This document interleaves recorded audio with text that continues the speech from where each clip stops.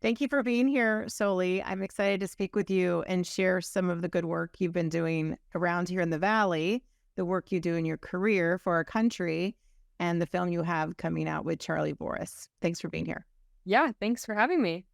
Let's talk first about your career. I've seen a lot of the work you do because it's posted on social media, the modeling and different things. And I've had the privilege of working with you on a couple of gigs. You were part of our Don't Wait Project's anti-bullying and character development films we did in schools when you were in high school. And then I've also hired you for a modeling gig to which you showed up precisely on time and did a wonderful job. So thank you for that. Yes. Let's talk about that. I mean, you've been at this for a bit. At what age did you start modeling? I started about age 5. Right.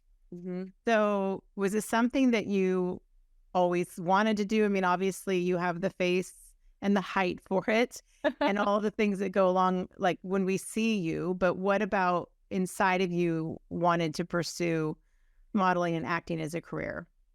Yeah, well, obviously I kind of grew out of the clothes as I was getting older at the 5-year-old stage and kind of didn't do it for a while. And then I was reached out to by a couple of agencies, one in Portland and one in Seattle. I eventually went with the Seattle agency and did all my, initial shoots, my testing shoots. It was really cool. I didn't know if I At what age was that? that was about, I want to say about 16-ish, 17, about there. I could drive. I just, You remember that much. And how yeah, old are you now? I'm 23 now. Okay. Yes. So that was pretty cool. And then I did whenever they wanted castings, basically you go over there and you meet with the people who want to possibly hire you. And there's usually a ton of models at these events just to talk with them and see if it's basically like a massive job interview. And so whenever they had some inquiries about me, I would go over there, do the interviews and whatnot. And that's when I realized how competitive the industry was. And so I was kind of debating, like, do I really want to keep making this super long drive for like a 5-minute interview just to basically not get it most of the time anyway because of my inexperience. And so I did end up getting a couple of gigs with Pokemon, actually. So that was pretty cool. But the most, I guess, experience I got with it was exposure through more local photographers. I'm not under contract anymore. I did have one with the Seattle one and as well as Freedom Models in LA. They're all great people, super sweet, but I kind of had to be in the big city to be able to really conduct the jobs and possibly get more money. And I heard about how it was and how models would have to get kind of side jobs and end up like to support them as well as the jobs that they were trying to do on the modeling side. And I was like, I like my horses and my family here. You like your family. That's a good thing. Yeah. So, a lot of just local photographers. I have a really good friend named Jenny. She's a Jenny Jo Photo. She does a ton of shoots with me and my horses. So that's always super fun. And then just anyone around is like, hey, you want to do this? I'm like, absolutely. Like, I'm all for it. I do really enjoy it. I just don't think I want to move to a big city to have to really pursue that, The grind that it takes. Yeah. And so your decision to go into the Army, tell us about that. Yeah, so it's funny. If you would have asked me like 4 years ago if I ever would join the military, I'd be like, no, absolutely not. But after COVID hit, I was supposed to go to Pullman. I was all scheduled in my classes for Wazoo, and I was ready to go. And then after COVID hit, I was like, I don't really want to spend like $30,000 to $40,000 to sit in a dorm room for a year. I do better face to face for sure. And so I was like, okay, well, now that I'm not going to go that direction, what else am I going to do? And then at the OMAC Stampede one year is actually when I met my recruiter. And I was like, 1 week in the month and like 2 weeks into the summer, are you kidding me? That's it? Like, that's all I got to do? Like, sure, yeah, I'll do that. It kind of gave me something to think about. And then I actually ended up liking it way more than I thought I would. Because at first it was this initial, like, sure, I could get some benefits for it. It'll probably be a good experience for me. And now I'm much deeper in this process. I'm working full time for them and I couldn't imagine anything better. This is definitely the best job I've ever had. And the people are super cool. And I get to wear this cool uniform and fly in helicopters. And so Tell us what your job is.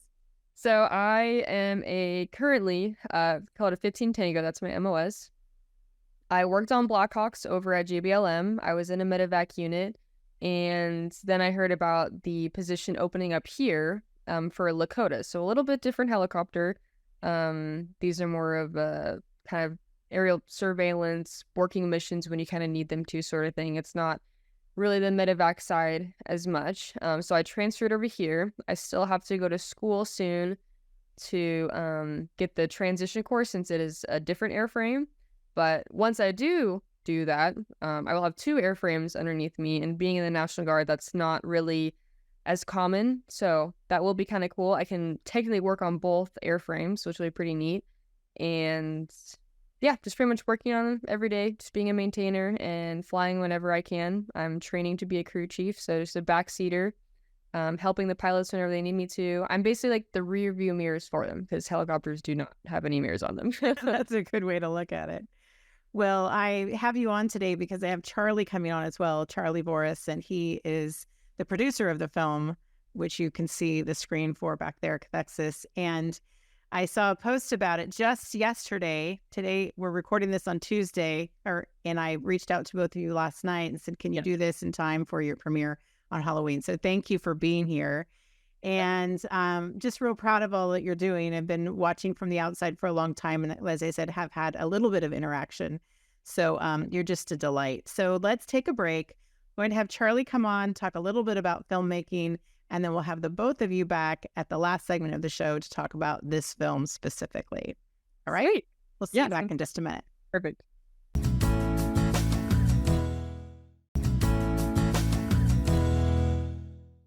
Welcome back to the show, Charley. It's been almost a year since you were on for your film Project Pivot. So thanks for being back here to talk with us about your new film that's with Soli, who we talked to earlier. And we'll talk to both of you here in just a moment. Yeah. Thanks for having me back. So what have you been up to all year? So I really enjoyed watching and helping promote Project Pivot. And I know it got a lot of wonderful recognition here in our community and beyond. So one of the things I like to talk to you about, or would like to talk to you about, is just the opportunity it creates here and how sometimes people think if you live in a smaller town, getting a film done is difficult, but you've managed to do both. And it creates opportunities for you, but it creates opportunities also for people like Soli, who wants that to be part of her career, but maybe doesn't want to live in a big city to achieve it. Yeah, that's honestly one of the best parts about Wenatchee is there's so much talent here. And, especially in terms of filmmaking, it's actually really easy to make films here. The only catch is that you kind of have to have your own gear. There's no local rental companies. And so that keeps a lot of the bigger production, out of the valley, if you will. But if you have gear, there's plenty of talent and there's plenty of, great places to shoot. It's such a beautiful area. And, there's movies shot people will travel all over the country to shoot in locations like what we have just, 10 minutes from home. So trying to put all that to use and kind of rally my friends to do it with me, that's kind of the best, the best way to do it. I have a friend who was a producer a long, long time ago in Hollywood, and he invested in one of those gear packages, and they're not inexpensive. They're quite expensive. So it takes a while to build up the gear enough to do a whole entire production. So was that anything that detoured you in the beginning from building a career right here in Wenatchee? To some degree, sure. I think there's kind of a tier of production that I don't even touch simply because I just don't have, I'm not outfitted for that level of production. So I feel like myself and a handful of other filmmakers here in the area, we really, we keep ourselves contained in terms of the scope of a project. And it's been, I just celebrated 20 years of starting Vortex Productions, and there's pieces of gear that I have that I literally got that first year of the company. So I've been accumulating gear and building gear and kind of DIYing different rigs, and I've just sort of built a collection of gear that accomplishes the types of films that I want to shoot. But it's still very contained around this kind of, middle ground DIY level of filmmaking. Well, this film, Cathexis, we want to talk about it in more detail when Soli comes back on. But when you think about taking on a production, obviously, I was able to see the film ahead of time last night. Thank you for letting me do that. When you think about that, just like you said, the locations, of this particular film, but when you decide to take on a project, what are kind of the checklist of the first couple things that it has to have for you to devote that much time and effort to? You've been doing this a long time, so I'd imagine you kind of have a formula or an idea of what you'll work on and what you won't. Yeah, I don't know that I have a firm like point where I'm like, yes, now it qualifies to take my time and attention. I think it sort of envelops my time and attention first, and I realize that I can't let this like I can't make this go away. I have to just like do it. And Project Pivot was a good example of that. Like that was an idea that was just like percolating in my mind for 4 years, and it was one of those things that I finally just had to do it. Otherwise, it was just never going to go away and, you know, keep me up at night for weeks on end. And this was a similar kind of film. I had always wanted to do a project with Soli. I think we went back and realized that my first message to her was in like 2019 of, hey, would you ever be interested in doing a shoot like this? And we'll talk more about that on the next segment. But the underlining tone of this film is also just like a concept that I wanted to explore, and I didn't know in what fashion or what characters or how it would sort of like manifest. But similar to Project Pivot, it was just like, I know this theme that I want to like touch on and explore and sort of like work inside my own like emotions and my own, you know, understanding of my experience in life, but I didn't know how. And pieces started to kind of click together, and it sort of, you know, by saying yes to a lot of these opportunities, it sort of made itself. And the concept for the film sort of just like came together from the inside out. And I can't say that I can take all the credit for it. It just sort of like, you put all these things in a blender and this is the type of thing that comes out. I was just reading about a book about an artist, and he'd said something about how art is something you can't not do.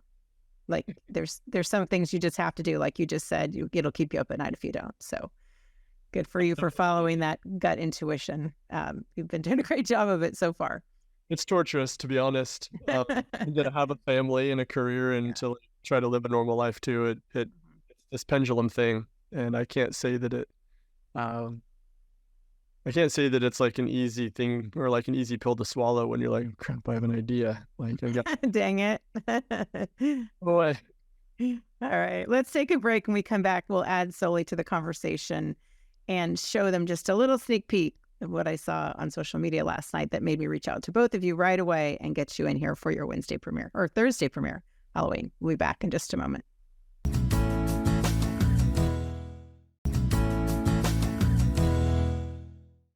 We are back with both of you now, Soli and Charley. Thank you for being here. And I'm excited to talk to you both about how this came together. Charley, you mentioned in segment 2 that you realized that you first reached out to her like 5 years ago to work together. And what was it about her that why you wanted to work with her? And, you know, it took this long to make something happen and have it all come together. Well, so I had worked with her mom several times over the years. I've cast her in many productions, and her dad as well. Her mom, Marisol. Yeah, Marisol, yep. And I've always seen Soli kind of like in the periphery of Marisol's Instagram and things like that. But one day a clip popped up of her riding a horse with no saddle, like in a dead sprint. And that's what like piqued my interest of like, you know, it's one thing to cast somebody visually, but I like to cast based on skill set, which is kind of like Project Pivot. How that came to be is these 3 characters had a very unique skill set, and I wanted to explore that. And as soon as I saw that skill set in her, like I started to like percolate like ideas of, you know, how could I utilize that character doing that thing, and that wouldn't go away, you know, for a long time. And I reached out to her to see if like she ever wanted to do a shoot, but I didn't have an idea. I just knew that I wanted to capture that, you know, that skill. And for you, Soli, what was it about you that wanted to work with Charley? And again, getting to have the opportunity to work here at home and not have to be, like you said, in the big city and get to live the life you want to live, but also get to be creative in this way. Yeah, I mean, I've seen Charley's work through, you know, my mom, my dad, and I was like, oh man, like this is really cool. And I'm never going to turn down like a shoot with my horse. Like that's, you know, my life. I love it. And I love the idea of it. And I remember we kind of came back to it kind of a couple of times, and I mean, I was super stoked when this finally was starting to come together. But the fact that we could just do it, right here, just 3 minutes outside of my ranch and doing what I love and just being able to capture, I think is just beautiful and super cool. So it was a huge win for me. Yeah, the cinematography, everything about the film, and I have to say that what stood out to me was the riding that horse the way you did bareback. And I mean, it's just I get what you're talking about, Charley, that when you see that, you're thinking, well, everyone should see that. Everyone should see that in some form. So tell us the premise behind the film, Cathexis. There's the clip right behind you, or the screen right behind you. Tell us about that and how you thought this could come together with Soli. Yeah, so I wanted to use that horse scene as kind of the climactic moment. And so I sort of built from the high point down. And that's not always how stories come together, at least not for me. But I knew that was what I wanted to build us up to. And so I wanted to kind of create this story of someone, climbing to this emotional like triumph, if you will. And so again, I didn't know exactly like how she would sort of like go on this journey, but over the last couple of years, I connected with the other two characters in the film. One of them is from Phoenix, Arizona. The other one is from San Antonio, Texas. The one from Texas was actually my dancing coach when I was in the Dancing with the Stars, or Dancing with the Wenatchee Stars. Oh yeah, that's right. That was about the time we talked as well. And tell me both of their names, please. Abby Kamalander is the one from Texas, and then Sam Nussbaum is the one from Phoenix. And I met Sam attending the Tamron Pro Summit. I shoot for Tamron lenses, and every so often we'll meet as a group, and they hired her to be our model for the weekend. And the first time I saw her, I was like, she looks a lot like Soli. Like, that could be Soli's sister. So then I started getting ideas of like, oh, maybe there's like layers to this story, and maybe there's these characters that kind of play these like proxy entities, or these I don't want to dig too deep into like what Sure. I want to leave it open-ended. You don't want to give it away. I saw these two characters as like, this could be a really cool triad. Kind of explore, and then of course I got a little more precise about what the story arc actually is, but it came together very informally and kind of naturally. So for you, Soli, how much of Charley's idea did you know? I mean, obviously you trust Charley, your mom and dad have worked with him. And as you said, you'll do anything, that to work with your horses. So I'm sure it was a yes without even really knowing. But what was it about this production that you were saying, oh, I have to do it, besides those other factors? Yeah, I remember when he was like, hey, like we should meet up and talk about this over coffee. I was like, yeah, like great, let's do it. Like maybe we can get things moving. And he kind of brought these ideas. He's like, hey, like I just kind of want to see how comfortable you are with different things. Like how do you feel about like being pushed off like this, or falling into water or stuff, doing that. I saw like, that kind of sounds cool, honestly. Like I've always kind of explored the modeling just pictures and of photography and whatnot, but to experience the cinematography and video side, I think is super cool too, because a picture you can look at and it's great, it's really cool, but just to get the movement of everything in the flow, and just the ideas coming all together was super inspiring and seemed really neat. And I was like, yes, I want to be part of it. Like, just let me know what to do. One of the things you say that about the pictures, and that's one thing, but I would say, without giving away too much, that your years and experience in pictures had to have benefited you, because so much comes through in your expressions and your movements that it's obvious you have a talent for using your face and your body to express yourself. Would you agree, Charley? Yeah, I was going to say that was one of the things that kind of attracted me, was that I could tell she was very comfortable with the camera and comfortable being like a confident character.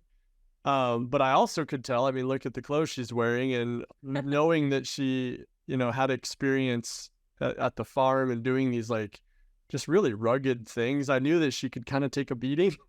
Yeah. When we met for coffee that time, I told her like, if you want to do this. Like, I want to kind of see how far we can go in terms of like, let's get really uncomfortable, all of us collectively, and then that's the time that we're going to really be rolling. Like, we want this journey to be really, for one, practically authentic. Like, I didn't want to do like, CGI fake struggle. I want Right. the struggle to be real. Yeah. And so, I mean, it was a pretty brutal day. But Yeah. Did you that- shoot it in order? Sort of. So the times that all three characters are involved, we shot that in one day. It was like an 18-hour day, 4 a.m. to like 10 p.m. And then the stuff where Soli's all by herself, we shot that kind of sporadically throughout a few months. But the big day was a brutal day, and we all were feeling it by the end. Well, people don't realize what goes in, for every minute, like a page that you read of a script, it's it's an hour or more of trying to bring it to fruition. And then you're dealing with, I'm guessing, light and everything that you needed to capture for it to work. Yeah. Yeah. And just drive time and locations and getting to spots and getting things set up. Like, there's just a lot of behind the scenes logistics that you don't really see on screen, but people who make films would recognize. Like, Yeah, they'll have a lot of respect for the work you two did, for sure, or that all of you did. Let's real quick, Soli, we have just 1 minute left. So what is your big takeaway from this experience, and did it give you an itch to do more? Oh, definitely. If there's any more future projects, I will be the first volunteer for sure, as long as I'm not like on a deployment or something. But yeah, my biggest takeaway was just kind of appreciating, because I haven't really been in a ton of films, I've done like little pieces here and there, but just the overall experience and realizing, what goes into it, it just kind of gave me so much more appreciation for the process and the outcome. But I think it was super well put together. I watched it like 10 times when he was finished with it. I'm like, this. Yeah, when you sent it to me last night, Charley, I was just clicking on something that I had to do, and I was like, I want to sit here. I know it's short, it's 5 minutes, but I wanted to give it my undivided attention, and I'm so glad I did it. And I watched it a few times as well. So I'm excited for the premiere. People can watch it this Thursday, and then it'll be released ongoing. Yeah. I'll make it live first on YouTube, and then we'll probably distribute it around a few other platforms after that first push. But well, perfect. Thank you both for being here. Thanks for taking time out of your work day. I'll let you get back to your work too, Soli. I know you're you literally are here for lunch, so thank you. All right, take care. Thanks. yes, bye-bye.